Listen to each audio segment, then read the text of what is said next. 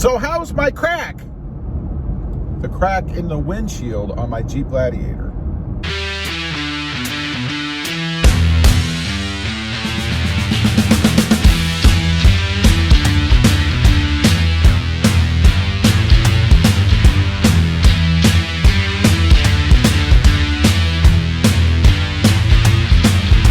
Good afternoon, everybody. How you doing out there? Pretty good here, and that's right. I want to get on here and talk to you about my crack. My crack in the windshield on my Jeep Gladiator.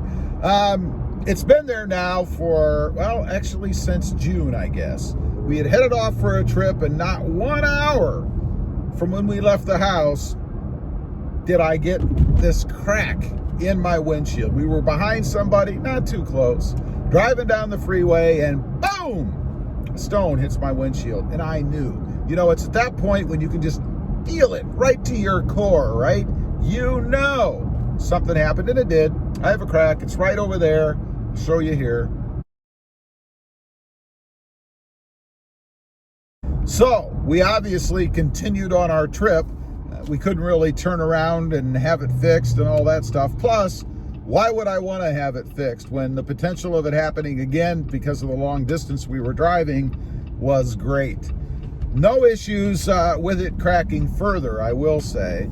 So whatever glass they're putting in here at least held up for the duration of the trip there and the trip back through bad weather, changing temperatures, all that kind of stuff.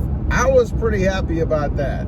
The last thing I wanted to happen was my crack to go all the way across the windshield, right? That wouldn't have been a good thing.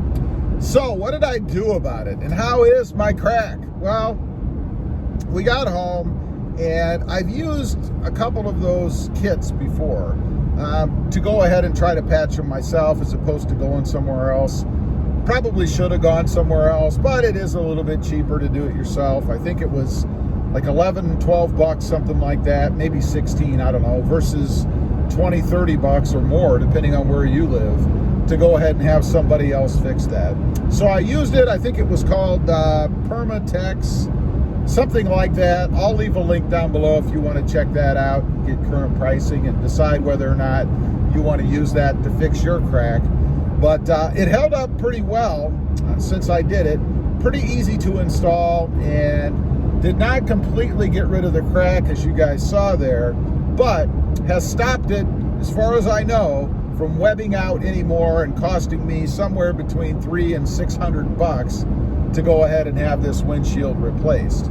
I will say the windshield on the Jeep otherwise has been fine. You know, there's a lot of talk out there about Jeep windshields cracking easily because of the position they sit in, right? They're more straight up and down. So things aren't gonna kind of bounce off or graze off as easily because it's more like hitting a wall than sliding off an angle, you know? But I haven't had any more issues. I will mention my wife has a 2018 Jeep Wrangler. It's the JL version, two-door. And she has had 2 or 3 or 4 chips on her windshield. And I will say I did use that same product to attempt to fill hers in. None of hers webbed out, and we did not, so far we haven't anyway, had to have her windshield replaced. So apparently whatever Jeep is doing with their windshield, it's working pretty good as far as keeping things from developing further, because I haven't had any issue in 2 vehicles I have with chips in both of them. So anyway, I just wanted to get on here, give you guys a bit of an update. I know I had put the video out several months ago now after I had fixed my crack, and I know a few people out there probably wondering how it's been, and it's been fine. I would highly recommend trying it yourself. Unless you've got money to burn, then who cares? Take it somewhere else and have them do it. Me personally, I'd rather do it for you guys on the channel and save myself a little bit of money as well. Leave a comment, let me know if you've ever used any of those fix-it-yourself kits on your windshield. How did it turn out? Did it stop your crack from spreading, or did you have to have your windshield replaced anyway? I'd be curious to know. Also, real quick, I have 2 other channels. The first is Rob Motive, all about my 2020 Toyota Tacoma. The second is Robmotive Civic, all about my experiences with the Honda Civic Sport hatch and the Honda Civic Type R. Check those out. If you liked them, please consider subscribing. Don't forget to click that notification bell so that you don't miss out on any upcoming videos.